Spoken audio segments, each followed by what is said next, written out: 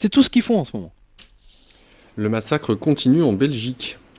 Euh, C'est notre lecteur, monsieur Boumaza, qui nous rappelle que la Belgique, un tout petit pays, a perdu au premier semestre 2013 environ 14 000 emplois. hum. Je ne sais pas si vous vous rendez compte.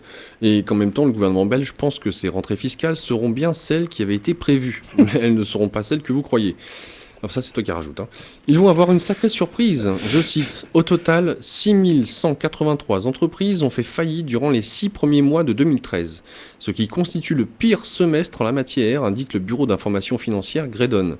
Les faillites ont entraîné 13 806 pertes d'emplois. Selon celui-ci, 11% d'entreprises ont mis la clé sous le paillasson par rapport au premier semestre 2012, durant les 6 premiers mois de 2013.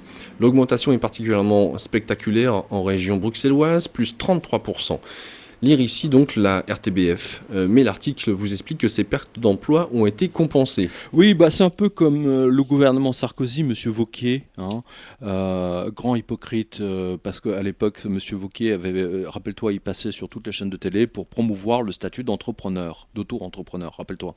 Et que le même gouvernement Sarkozy, donc pour masquer le fait que, bah, alors bon, je dis un chiffre, n'importe quoi, il y a 10 000 entreprises qui font faillite, donc ça met 30 000 personnes ou 40 000 personnes au chômage, d'accord? Et donc sur les 40 000 personnes, tu en as 4 000 ou 5 000 qui vont se mettre en auto-entrepreneur. D'accord? Et le gouvernement prend ces statistiques de 4 000 mecs. Tiens, il y a 4 000 sociétés qui ont été créées. Donc il y a une compensation. C'est un peu la même chose que font les Belges. C'est extraordinaire. C'est absolument stupéfiant. Hein, comment faire passer la pilule aux gens. Hein, tu vois qu'en fait, ces mecs-là ne gardent leur pouvoir qu'en contrôlant les médias, en fait. Là, en contrôlant le mensonge qu'ils donnent tous les jours. Et là, ça confirme Pierre Bourdieu, hein, qui est le maître à penser, entre guillemets, de Julien Tête. Hein, les riches achètent les médias pour contrôler le message qu'ils vont donner aux pauvres. Amis pauvres qui C'est nous clair. écoutez, on vous salue, hein, on est dedans. Non, mais c'est énorme, c'est absolument énorme. Hein. Voilà pourquoi les médias ne donnent pas d'infos.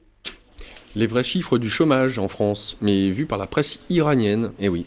Cet étonnant article qui est très complet dans la presse de Téhéran sur le chômage French, selon lequel il n'y a que 100 chômeurs de plus en juin. Sauf que les merdias ont oublié de parler des radiations massives, et cela pour empêcher, retarder une dégradation de la France par Moody's ou Standard & Poor's. Du coup, ce sont les journalistes étrangers qui s'y collent. Alors juste une question, en fait c'est un plagiat d'un article qui est paru, me semble-t-il, dans Rue 89. Hein, c'est plusieurs lecteurs qui me l'ont signalé. Hein, c'est un article entier qui a été repris par ce site et qui ne donne pas ses sources. Alors ça c'est nul. Voilà. Enfin tu peux le continuer à lire parce que Est-ce que c'est vraiment... l'information est bonne en tout cas. D'accord. Donc des radiations pour défaut d'actualisation, plus 19,9% en un seul mois. Alors le mois dernier, c'était explosion des radiations administratives. 880 200 chômeurs en plus, en 3 ans seulement. Moyenne sur 12 mois, plus 38 166 chômeurs par mois. Hors dom-tom, chiffres officieux, catégories A, B, C, D et E, hors invisible, RSA, etc. Mai 2010, 4 538 200. Mai 2011, Sans rentrer dans le chiffre, si tu veux, ça nous donne au total un total de 5 737 700 chômeurs en France.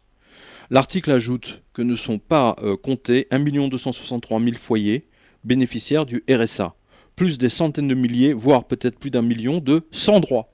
Ne jamais oublier les sans droit. Hein, parce que ceux-là, ils flottent. C'est comme les Américains, hein, rappelle-toi. Les Américains, ils sont les sans-droit. Hein, ils n'apparaissent pas dans les statistiques de chômage. Mais ils apparaissent en revanche dans les, je sais plus, 50 millions de gens qui sont au ticket d'alimentation.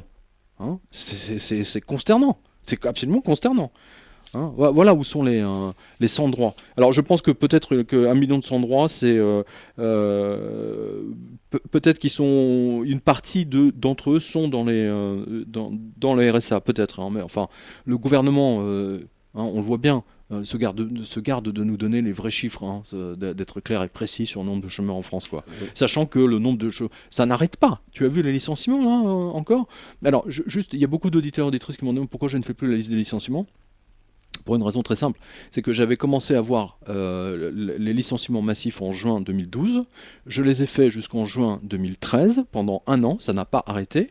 C'est pas parce que je ne les fais plus que ça, mais ça m'épuise. Moi, c'est un truc qui me demandait autant de travail simplement pour faire la liste des licenciements que de faire tout le blog. Donc physiquement, je pouvais plus le faire. Il fallait que je fasse un choix et le choix est fait, hein, sur la revue de presse. Voilà pourquoi je ne fais plus la liste des licenciements. Ce qui donnera donc le vrai chiffre du chômage de 9 millions de chômeurs en France. Qu'est-ce qui se passe là? On vide les bouteilles. Amine Moody's et le Standard & Poor's, bonjour donc. Voici donc l'article iranien, on peut le lire sur irib.ir. Voilà, donc je rappelle que c'est surtout un papier de rue 89. Alors je voudrais revenir sur un papier de Egon von Greyerz qui a donné une interview très intéressante à King World News. Alors le chevalier von Greyerz qu'on a reçu ici a fait un super résumé, hein, voilà. La crise en Europe va être de pire en pire, hein, pour ceux qui disent que la crise est terminée, hein. Il y a quelques années, là je cite Egon von Greyerz, hein, il y a quelques années, quand les problèmes en Grèce ont commencé, on a découvert que Goldman Sachs avait aidé Athènes à cacher l'état réel de son économie, avec des positions importantes en crédits dérivés. Hein, voilà. Maintenant, on apprend que l'Italie a fait exactement la même chose. Dans les années 90, ils ont utilisé les swaps pour coller aux critères d'entrée dans l'euro. Tiens donc, ils avaient un total de 31 milliards de dollars de crédits dérivés et viennent de découvrir qu'au moins 8 milliards sont sans aucune valeur. Rien que ça. C'est-à-dire à peu près 30% de leur position. Je ne sais pas si vous imaginez. 31 milliards de dollars déguisés en crédits dérivés. Et bien entendu, les gens qui ont magouillé les comptes pour le compte c'est le cas de dire, de l'État italien, le savent. Donc ils vont jouer à fond, hein, ils vont faire des paris, hein, sur les Italiens en disant, voilà, comme ils l'avaient fait sur le dos des Grecs. Hein, ils ont nettoyé la Grèce intégralement. Et après l'Italie, donc là c'est toujours von Greyerz qui nous le dit, l'Espagne, puis le Portugal, la Croatie, etc. Un seul va gagner des centaines de milliards. Goldman Sachs. Hein, enfin, JP Morgan, bien sûr, et les autres. Que ce soit via ses filiales officielles ou secrètes, surtout secrètes. Mais comme l'ont vu nos lecteurs dans le Challenge, le PS, Parti Socialiste, hein, je rappelle, c'est pas une banque, nous cache 3000 milliards ou 3 trilliards de dettes. Hein, lire ici, vous avez le lien, hein, vous allez sur www.quotidien.com. Donc, vous comprenez pourquoi le journal Le Monde, un des relais de la CIA, via le pseudo-consortium des journalistes d'investigation de Washington qu'on a montré ici, a publié ce papier sur l'explosion à venir des crédits des faux swaps en Italie. Lire ici, voilà. Hein, tu vois, comme quoi les crédits des faux swaps sont plus que jamais d'actualité. C'est invraisemblable. Le même plan de communication de la Grèce appliqué à l'Italie. Voilà. On ne change pas un plan qui gagne. Surtout pas. Surtout pas. Il faut être bête. Hein. Voilà. Donc, à ceux qui n'ont pas lu Blight Masters, bah, écoutez, c'est le moment ou jamais. Parce que si vous voulez vraiment comprendre la nature du crédit des faux swaps et comment ils sont en train de mettre l'ensemble des pays et des peuples européens en esclavage, c'est grâce à ce produit miracle. Voilà. C'est surtout ça. Et la planche à billets, bien entendu. Hein, voilà. On revient chez les Belges. Après l'opinion belge, l'opinion publique française. Grâce à nos lecteurs du plat pays, nous avons vu ici que le ministre des Finances belge veut mettre l'épargne des Belges dans les actions cotées en bourse. Bonjour l'arnaque. Eh bien cela semble être une demande américaine puisque la France veut la même chose. Témoin, cet article ni vu ni connu, il date d'avril 2013 dans Le Point. Merci à notre lecteur Monsieur Confus. Je cite. Estimant que l'épargne n'est pas correctement orientée vers les besoins de notre économie, François Hollande a promis une réforme pour favoriser l'investissement en actions. Pour l'heure, il souhaite une bourse plus dynamique pour les PME et ETI, dotée de ressources nécessaires et annonce une refonte complète de la fiscalité des plus-values de cession. Les PME pourront également se financer à travers le PEA, qui comptera désormais un compartiment dédié aux ETI PME, coté ou non, plafonné à 75 000 euros. Toutefois, seules les actions et non les obligations y seront éligibles. Le plafond du PEA sera relevé de 132 000 euros à 150 000 euros. Quant à la finance participative, elle sera dotée d'un cadre juridique propre. Le gouvernement formulera des propositions d'ici septembre. Lire ici pour se frotter les yeux. Oui, c'est très intéressant. Mais moi, j'ai une autre information à propos du chômage en Espagne. Hein. C'est donc notre lecteur, Monsieur Yvan Roger, que je salue, hein, qui vit à Barcelone.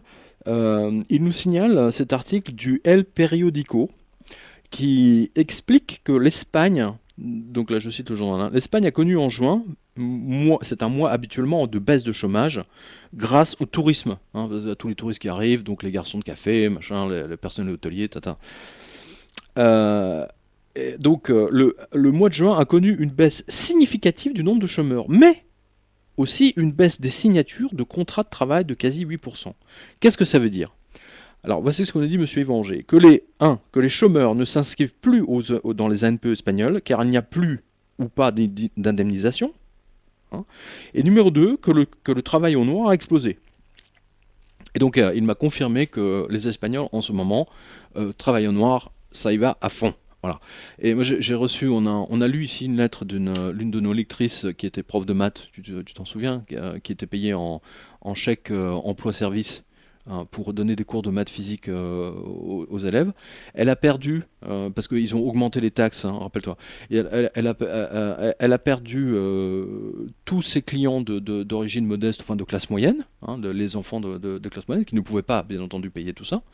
Tout ce qui lui reste, justement, sont les parents riches, hein, les parents d'enfants riches, enfin, qui gagnent suffisamment leur vie pour pouvoir payer cette hausse de taxes en chèque emploi. Et donc elle a dit, bah, comme je refuse de voir mon salaire baisser de 30%, je me suis inscrit au RSA. Hein. Donc je ne donne plus de cours, je me suis inscrit au RSA et j'imagine que les autres cours, s'il en donne, ben, elle les fait au noir. Elle a raison. Hein, voilà. Parce que là, on est rentré dans une espèce de folie furieuse juste pour sauver les banques américaines. Et ce sont les profs de maths, hein, qui donnent des cours, hein, aux mômes qui payent la note. C'est extraordinaire. Et en même temps, le gouvernement de M. Hollande nous demande de faire des efforts pour sauver ces putains de banques. C'est génial. C'est génial. C'est absolument génial. Alors c'est Ah, vrai donc que c'est comme en Espagne, hein, voilà. Le c'est travail en Espagne. c'est vrai qu'à Barcelone ou Madrid, le chômage n'existe pratiquement pas, contrairement à l'Espagne profonde. Mm. De plus, les gens travaillent avec des salaires d'esclaves et ou au noir. Un vendeur à temps plein dans une boutique du centre-ville de Barcelone touche 800 euros net par mois. Un gérant de société de 15 personnes, après 10 ans d'ancienneté, touche 1500 euros net par mois. Donc, on peut en conclure que les Espagnols sont définitivement entrés en mode survie, Oui. à la manière des Grecs, pardon, et que l'explosion du pays n'est plus très loin en raison de la future baisse massive des rentrées fiscales. Logique. Bah, en fait, on ne sait pas trop quel pays va dégénérer très vite là. On ne sait pas si c'est Les l'Italie, Pays-Bas, de le toute façon. Portugal, l'Espagne, si tu veux, c'est un des trois. Il y en a un qui va véritablement déraper à un moment donné.